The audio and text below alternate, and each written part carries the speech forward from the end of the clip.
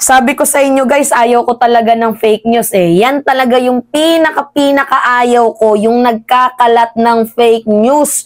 So ngayon, merong isang vlogger guys na nag-post, nag-live pa mismo, nang sabi, Kitty Duterte, hindi daw nakatiis, pinagtanggol si VP Sara. Yan yung title ng kanyang live. Itong si Pambansang Lugaw talaga to, ang tilok talaga mag-isip eh, no?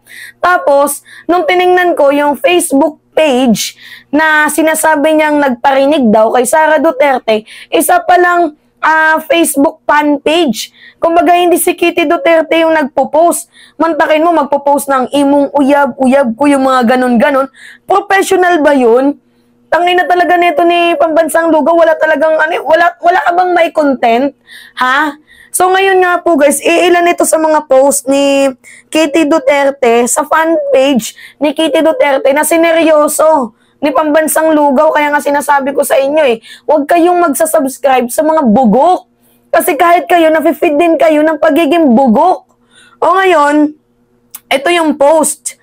Una dito, para daw ma-revive ang pagka-Pilipino, ang hope ng mamamayang Pilipino, nag-post si Kitty Duterte na ibalik daw ang 3 Duterte. Yan yung kanyang post ito, Kitty Duterte. Kita niyo, no? Para ma-revive daw yung hope ng mamamayang Pilipino, ibalik daw yung 3 Duterte. Yan po yung post ni Kitty. Tapos umani po ito ng humigit kumulang 1.7 likes, viral din. Pinaniwalaan naman ng isang sintong vlogger na nandoon sa Hong Kong. Kinontent niya. Tingnan nyo, hindi marunong mag-fact check. Bobo nga guys. Tapos naniniwala kayo sa mga ganyang tao. Ito pa oh. Ito pa. Anong post dito? Nakikita niya, basahin natin. Kahit wag mo na tanawin, utang na loob, yung mga nagawa ko para sa'yo. Huwag mo lang akong siraan, okay na yon.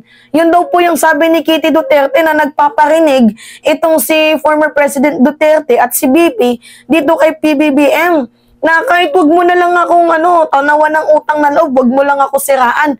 Yan daw po yung sabi ni Kitty Duterte. Napaka-imposible naman na mag-post ng ganyan. Itong si Kitty Duterte. Tsaka hindi naman po mahilig sa politika.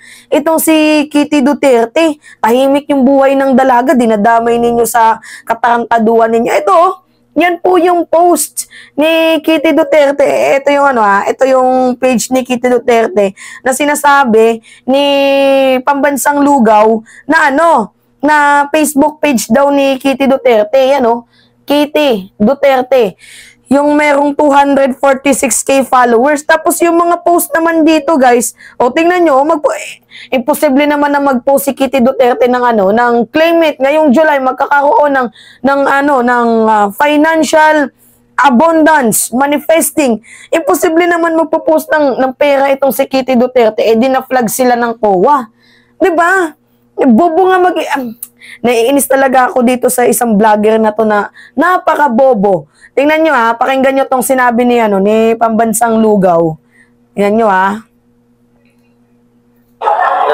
related po sa politika, napakarami ho dito. Di ba?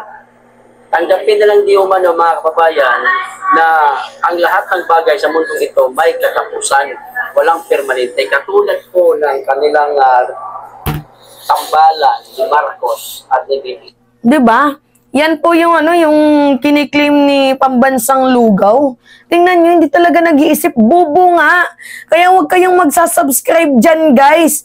Ako, nilalabanan natin yung fake news kasi unang-una, galit ako sa mga fake news peddler. Tapos natatawa ako doon sa sinabi ng isang post dito sa Facebook fan page ni Kitty Duterte. Anong post dito? Pakita ko sa inyo ito. Antos lang sa takaron Wala bata kabalo. Basin ugma og sunod ugma, kita na po ipabuhan sa panahon. Ibig sabihin yan, lang tayo, tiis-tiis lang muna tayo ngayon. Papabor din sa ating yung panahon. Yan daw po guys yung parinig ni Veronica or ni Kitty Duterte dito kay kay President Marcos. Napaka-imposible naman po guys na magparinig ng ganyan. Itong dalagang to na si Kitty. Nung panahon nga ng eleksyon, ang kinanta nga niyan sinayaw niya yung kanta ni Leni Robredo. Diba guys?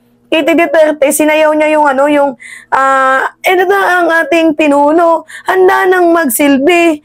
Diba? Inanta ni Kitty Duterte yun. Ano ba to? Itong si Kapulangaw. Diba? Pambansang Pulangaw. Nakakainis. Ang hilig gumawa ng fake news. Wala ka bang may content? Nandyan ka na nga sa Hong Kong. Alam mo, mag-invest ka din sa utak mo. Hindi yung puro kabubuhan yung mga pinopost mo. Niloloko mo, inuuto mo yung mga subscriber mo. 157K following ka pa namang hayop ka, pero utak wala ka. Wala talagang utak yan, guys. Never yang nagkaroon ng utak. Kaya nga laging tinitira yan ni Takero eh. Kasi sa lahat ng mga dailies vlogger, isa ito sa mga pinakabobo.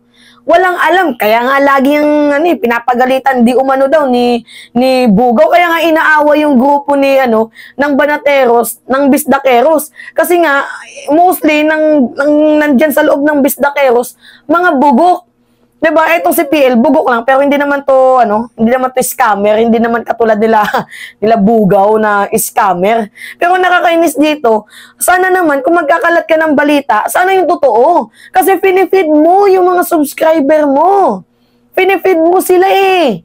Kung ano yung lumalabas sa bibig mo, papaniwalaan nila na, ganito pala si Kitty, tinira pala si PBBM. Eh, paano pag rumesback yung ibang mga loyalista?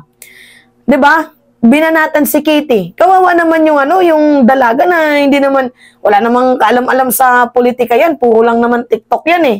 Diba? Hayaan natin yun. Actually, kaedad ko siya. Pero, hindi siya masyadong nagpo-post socio-political issue. I think may iniingatan din tong batang to. Itong si Madam Kitty. Kaso nga lang, dinadamay nila sa mga katarantaduan nila. Tingnan nyo kaya bumabagsak yung pangalan ni Sara Duterte dahil din sa kagagawan ninyo. Kung hindi kayo mga bopuls, kung mayroon lang sana kayong utak, diba? Sana nag-invest kayo sa utak nyo. Di sana hindi kayo nagkakaganyan. Yung rating si Sara hindi nag-i-spaghetting pababa. Wala'y bugok eh. Ang dami mga pa-post-post, post pa kayo. Ang ganda pa naman ng title ng vlog niya. Sabi niya, Kitty Duterte, di nakatiis, pinagtanggol si BP Sara. Tapos yung account na pinagkuhaan niya ng source, fan page lang, hindi naman Facebook page ni Kitty Duterte. Wala namang Facebook page si Kitty Duterte, TikTok meron. Pero yung TikTok niya, sayaw-sayaw lang. Diba? Itong mga tarantadong to. Kaya huwag kayong maniniwala dyan, nakapunta na ng Hong Kong pero hindi man lang nag-invest sa utak. Tingnan mo, yan yung mga nagtatanggol kay Kibuloy ng mga bugok. See? Walang utak. Anyway, labanan natin yung fake news. Labanan natin yung fake news. It's me again, si Mima Alicia nyo at nagbabalik ulit para sa ating panibagong video.